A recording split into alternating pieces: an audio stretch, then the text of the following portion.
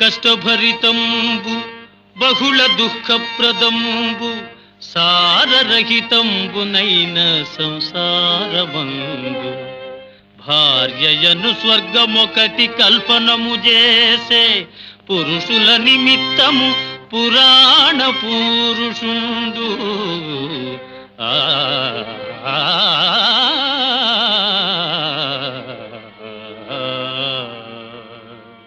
అర్ధాంగలక్ష్మి అయినట్టి లాలిని తమ ఇంటి దాసిగా తలచువారు.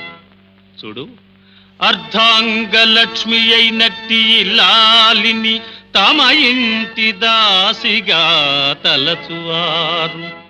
చీటికి మాటికి చిరబురలాడుచు పెండ్లామును రక ఏడ్పించువారు.